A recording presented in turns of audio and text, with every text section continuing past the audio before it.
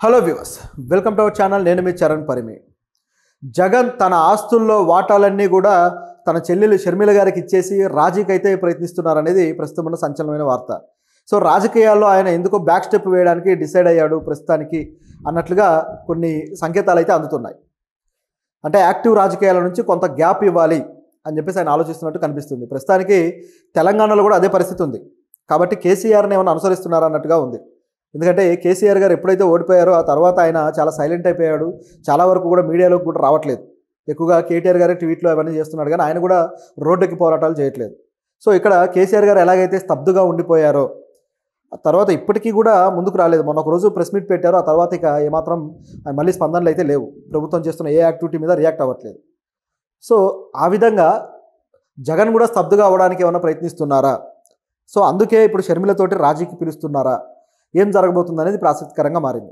అసలు షర్మిల గారితో ఇప్పుడు ఆవిడని రాజీకి కుదర్చడం కోసం ఆయనకి ఏ విధమైన అవసరం వచ్చింది? నిజానికి ఆయన ప్రభుత్వంలో ఉన్నప్పుడు అయితే సరే, విమర్శలు వస్తే ప్రభుత్వానికి డ్యామేజ్ కాబట్టి చేయొచ్చు. ఇప్పుడు ఆయన ప్రభుత్వంలో లేరు. సో ఇప్పుడు షర్మిల గారి విమర్శలు ఆయనకి ఏ విధమైన డ్యామేజ్ అయినా ఆయన భావిస్తున్నాడు.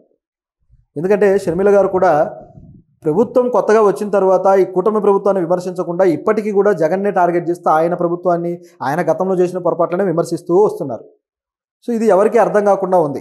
కాబట్టి ఇది తనకి రాజకీయంగా ఇబ్బంది అవుతుందని చెప్పి జగన్ చాలా రోజులుగా ఆలోచిస్తూ వస్తున్నాడట. ఇప్పుడు ఒక డెసిషన్కి అయితే వచ్చాడు. తన ఆస్తుల్లో షర్మిల గారికి రావాల్సిన వాటాలన్నీ ఇచ్చి రాజకీయంగా ఆవిడ ముందుకు వెళ్ళడానికి తన వంతు ఏదైనా చేసి ఆ తరువాత తను రాజకీయాల గురించి ఆలోచిద్దామన్నట్టుగా జగన్ గారి ఆలోచన ఉన్నట్టుగా వార్తలు. ఎందుకంటే షర్మిల గారు ఎక్కడ అవకాశం దొరికితే అక్కడ జగన్ గారిని తప్పుపడుతూ విమర్శిస్తూ వస్తుంటే అది కూటమికి లాభమవుతూ వచ్చింది. ఇలాగే జరిగితే ఇక భవిష్యత్తులో మళ్ళీ పోటీ చేసేటప్పుడు కూడా ఈవిడ తలనొప్పిగా మారుతుంది. ఇప్పుడే ఆవిడతోటి రాజీ చేసుకుంటే ఒక పని అయిపోతుంది అనేది ఒక వార్త. అది ఏ విధంగా చేసుకోవాలని ఆయన ఆలోచిస్తున్నాడంటే, ఇప్పుడు జగన్ గారికి ఉన్న ఆస్తుల్లో ముఖ్యంగా హైదరాబాద్లో ఉన్న లోటస్ పాండ్, ఈ లోటస్ పాండ్ అనేది ఇప్పుడు ఆయన తన పార్టీ కార్యాలయంగా, అదేవిధంగా తన భవనంగా, తన ప్యాలెస్గా నిర్మించుకున్నది. సో చాలా కాలంగా హైదరాబాద్ నుంచి ఆయన రాజకీయం నడిపిన సంఘటనలు కూడా ఉన్నాయి. అప్పుడప్పుడు హైదరాబాద్ వస్తే ఇక్కడికే వస్తాడు. సో ఇప్పుడు దాన్ని షర్మిల గారి చేతికి ఇచ్చారు. నిజానికి ఇప్పుడు షర్మిల గారి చేతిలోనే ఉంది అది. అయితే దాంట్లో కూడా కొన్ని ఆరోపణలు ఉన్నాయనుకోండి. అది కొద్దిగా చెరువును ఆక్రమించి కట్టింది, సో దాన్ని కూడా హైడ్రా కూల్చేస్తుంది అని చాలా ఆరోపణలు వచ్చాయి. సో హైడ్రా దానికి నోటీసులు ఇచ్చింది, కాబట్టి మీరే కూలుస్తారా, మేము వచ్చి కూల్చాలా అని చెప్పేసి కొంత ప్రతిపాదనలు కూడా జరిగినట్టు వార్తలు వచ్చాయి. అయితే ఈలోపే ఇది జరిగి హైడ్రా మొదట్లో ఎప్పుడైతే నాగార్జున ఎన్కన్వెన్షన్ కూల్చేసిందో అప్పుడు ఈ తరహా వార్తలన్నీ వచ్చాయి. ఆ తర్వాత మళ్ళీ నెల రోజులు గడిచిపోతుంది. సో ఈ క్రమంలో ఇప్పుడు హైడ్రా స్టాండ్ కూడా మారింది. అంటే కేవలం కొంతమంది మీద మాత్రమే దృష్టి పెట్టి తమకు అనుకూలమైన వ్యక్తులు, లేకపోతే తమకు రాజకీయంగా సౌలభ్యం ఉన్న వ్యక్తులు మాత్రం విడిచిపెడుతున్నట్టుగా మొత్తం చూస్తుంటే అర్థమవుతుంది. సరే, ఇదొక యాంగిల్ అయితే దాంట్లో భాగంగా ఇప్పుడు లోటస్ పాండ్కి ఎటువంటి ఇబ్బంది లేదు అని గ్రహించి దాన్ని ఇక షర్మిల తన చేతిలోకి తీసుకోవడానికే మొగ్గు చూపుతున్నట్టుగా కనిపిస్తుంది. సో అది పూర్తిగా ఆవిడకి ఇవ్వాలని చెప్పి జగన్ డిసైడ్ అయ్యాడట. దాంతోపాటు బెంగళూరు ప్యాలెస్లో కూడా ఆవిడకి వాటా ఉంది అనేది వార్త. సో దాన్ని కూడా ఆవిడకి అప్పచెప్పాలని ఆలోచిస్తున్నట్టు జగన్. ఇది కాకుండా ఆయన సొంత ఊర్లో ఒక ప్యాలెస్ ఉంది పులివెందుల, అలాగే ఇటువైపు చూస్తే తాడేపల్లిలో ఒక ప్యాలెస్ ఉంది. ఇట్లా ఆయనకి ఎక్కడ పడితే అక్కడ ప్యాలెస్లు ఉన్నాయి. వీటిలో ఆవిడకి ఇవ్వాల్సిన వాటాలు ఉన్నాయి. ఆవిడకి నిజానికి రాజకీయంగా నాకు సరైన ప్రాధాన్యత ఇవ్వకుండా జగనన్న నన్ను అన్యాయం చేశాడని చెప్పి గతం నుంచే కొన్ని వ్యాఖ్యలు చేశారు ఇండైరెక్ట్గా. ఆ వ్యాఖ్యల ఫలితమే ఆవిడ రాజకీయాల జీవితం, అలాగే ఇప్పుడు విమర్శించడం కావచ్చు, ఇదంతా.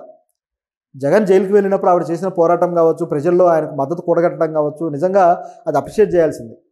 ఆ తర్వాత ఆవిడ మంత్రి పదవి ఏదో ఆశించారు, కానీ జగన్ వేరే ఏదో కారణాల వల్ల ఇవ్వలేదు. అంటే కుటుంబ పాలనలాగా పేరు వస్తుందనో లేకపోతే మరో కారణంతో ఆవిడకి ఇవ్వలేదు. ఆ తర్వాత కూడా దూరం పెడుతూ వచ్చారు. అది పెద్దదైన తర్వాత చివరికి ఇక ఆస్తుల్లో వాటాలు పంచుకొని విడిపోవడం బెటర్ అనే డెసిషన్కి వచ్చాక ఈ చర్చలు కూడా జరిగాయి. కానీ రూపాయి కూడా ఆవిడకి ఇవ్వడానికి జగన్ ఆ రోజుల్లో ఇష్టపడలేదు. ఎందుకంటే ఆయనకున్న ప్రజల మద్దతు కావచ్చు, ఆయన సీఎంగా ఇక అవుతాడు అనే యాంగిల్లో జరిగి చివరికి ఆయన సీఎం కూడా అయిన తర్వాత ఇక తనకున్న ఆ సుప్రీం పవర్ ఏదైతే ఉందో దాన్ని చూసి ఆయన మురిసిపోయాడు. చివరికి తన సొంత వాళ్ళకు కూడా పెద్దగా లెక్క చేయలేదు. షర్మిల గారు రాజకీయాల్లోకి వచ్చిన తర్వాత ఒక్కసారిగా మొత్తం మారిపోయింది పరిస్థితి. ఆవిడ రాజకీయంగా పెద్దగా ఎదిగింది లేదు, కానీ జగన్ దెబ్బతీయడానికి మాత్రం చాలా కరెక్ట్గా ఉపయోగపడ్డారు వాళ్ళు. ఇప్పుడు ఆయన రియలైజ్ అయ్యి ఇక ఇలా కొనసాగితే నెక్స్ట్ టర్మ్ ఎలక్షన్ వచ్చేసరికి పూర్తిగా తన ఇమేజ్ డ్యామేజ్ చేస్తుంది, కాబట్టి ఈవిడతో రాజీ చేకూర్చడానికి ఒక స్టెప్ తీసుకోవాలని జగన్ డిసైడ్ అయ్యాడట. ఇక మీదట షర్మిల గారు జగన్ విమర్శించకపోవచ్చు. నిజానికి మొన్న ఈ బుడమేరు ఏదైతే ముంపుకు విజయవాడ గురైందో ఆ టైంలో కూడా ఈ బుడమేరు సరిగ్గా నిర్మించలేదు, ఆ కట్ట ఏదైతే వెడల్పు చేయాలో అది చేయలేదు, ఆ కట్ట తెగిపోవడానికి కారణం కూడా మా జగనన్న పరిపాలనే అని చెప్పేసి ఆవిడ తీవ్ర స్థాయిలో విరుచుకుపడ్డారు. ముందుగానే జాగ్రత్త పడి ఉంటే జరిగేది కాదు గత ప్రభుత్వాలు అని. సో ఇట్లా దెబ్బ కొడుతూ వచ్చారు. నిజానికి కొద్ది రోజులుగా సైలెంట్ అయ్యి సడన్గా ఈ బుడమేరు ఇష్యూ జరిగిన తర్వాతనే రియాక్ట్ అయ్యారు. జగన్ కర్ణాటక వెళ్ళడము, అక్కడ డీకే శివకుమార్తో రహస్యంగా చర్చలు జరుపుతున్నాడని వార్తలు రావడము, దీంట్లో భాగంగా షర్మిల గారిని మాట్లాడకుండా సైలెంట్గా ఉండండి అని చెప్పి డీకే శివకుమార్ ఆదేశాలు రావడము. సో ఇటువైపు నుంచి రాహుల్ గాంధీ కూడా అంటే ఇండియా కూటమికి జగన్ అవసరం ఉంది కాబట్టి నువ్వు సైలెంట్గా ఉండని చెప్పడము, ఇవన్నీ ఇంటర్నల్గా జరిగాయి అనేది మనకున్న వార్తలు. దాన్ని బట్టి మనం మాట్లాడాం. సో అప్పటి నుంచి కూడా ఆవిడ కొద్దిగా సైలెంట్ అయిన మాట నిజం. సైలెంట్ అయ్యారు కానీ మళ్ళీ అవకాశం దొరికితే రెచ్చిపోతున్నారు. ఇది కూడా లేకుండా ఉండాలంటే ఆవిడ్ని తగిన విధంగా గౌరవించాలి అని చెప్పి జగన్కి అర్థమైంది. ఇది ఇక్కడ ఉన్న పరిస్థితి. మొత్తానికైతే ఆయన ఆస్తులన్నింటిని కూడా ఆవిడకి తర్జుమా చేస్తున్నాడు. అలాగే కంపెనీలో వాటాలు కూడా, జగన్ గారికి అనేక కంపెనీలో వాటాలు ఉన్నాయి. అంటే మేజర్ వాటాలు ఉన్నాయి, మైనర్ వాటాలు కూడా ఉన్నాయి. సో ఇందులో ఆవిడకు రావాల్సిన వాటాలు కూడా ఇవ్వడానికి జగన్ నిర్ణయించుకున్నారట.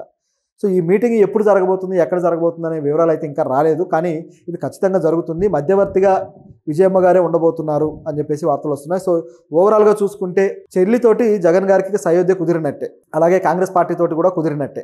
సో ఇప్పుడు సెంట్రల్లో మోదీ గారి ప్రభుత్వం ఏం చేయబోతుంది అనేది ఆసక్తికరంగా మారింది. ఎందుకంటే ఇది కేవలం అన్నా చెల్లెల కలయిక, అన్నా చెల్లెల రాజీ కాదు. ఇది పార్టీల పరంగా కూడా ఈ అనుబంధం అనేది ఉపయోగించడానికి చాలా స్కోప్ ఉంది. నిజానికి మోదీ గారికి రాజ్యసభలో మద్దతు ఇచ్చి జగన్ కొద్దిగా వాళ్ళ వైపు మొగ్గు చూపాలని ప్రయత్నిస్తే ఆ అవకాశం లేకుండా పోయింది. ఇప్పుడున్న అవకాశం ఏంటంటే పూర్తి స్థాయిలో మోదీని వ్యతిరేకించి ఇండియా కూటమిలో కలవడం. సో అలా చేయాలన్నా సరే ఇండియా కూటమికి తను నమ్మాలి, ఇండియా కూటమి జగన్ని నమ్మాలి. ఇప్పుడు ఎవరు జగన్ని నమ్మే పరిస్థితిలో లేరు కాబట్టి నమ్మాలి అంటే ఇటువంటి చర్యలు కూడా అవసరం. కాబట్టి దానికి తగ్గట్టుగా జగన్ తన పావులన్నీ కలుపుకుంటూ వెళ్తున్నాడు. ఒకవేళ వీళ్ళిద్దరు మాత్రం కలిస్తే ఇక ప్రభుత్వానికి చుక్కలు చూపించడం ఈజీ. ఎందుకంటే ఉన్నది అసెంబ్లీలో 11 మంది ఎమ్మెల్యేలు అయినా సరే ఖచ్చితంగా ప్రభుత్వాన్ని ఇబ్బంది పెట్టడానికి ఎవరి వైపు నుంచి వాళ్ళు రాజకీయం నడిపిస్తారు. అప్పుడు షర్మిల గారి కౌంటర్లు కూడా, షర్మిల గారు ఇప్పుడు ప్రభుత్వాన్ని చిన్నచితగా విమర్శలు చేస్తున్నా అవి ఎవరు పట్టించుకోవడం లేదు. ఎందుకంటే ఆవిడ్ని ప్రతిపక్షంగా కూడా చూడడం లేదు. ఒక్క సీటు కూడా వాళ్ళకి లేకపోవడంతో ఆ విధంగా పరిణమించింది. అదే కలిస్తే సో వీళ్ళు ఒక కూటమిలో తయారవుతారు కాబట్టి అప్పుడు ఖచ్చితంగా ఒక యాక్సెస్ ఉంటుంది. అదేవిధంగా ఆవిడ విమర్శకు కూడా ప్రాధాన్యత ఉంటుంది. ఆవిడ చెప్పే మాటల వెనక రాహుల్ గాంధీ ఉన్నాడా లేకపోతే జగన్ ఉన్నాడా అన్న ప్రశ్న వస్తుంది. సో ఆ విధంగా ఆవిడ మాటలకు కూడా ప్రాధాన్యత పెరుగుతుంది. ఆవిడ విమర్శలకి ప్రభుత్వం విషయంలో ప్రాధాన్యత పెరిగి ఒక ఇంట్రెస్టింగ్ రాజకీయ పరిణామాలు అయితే చోటు చేసుకుంటాయి.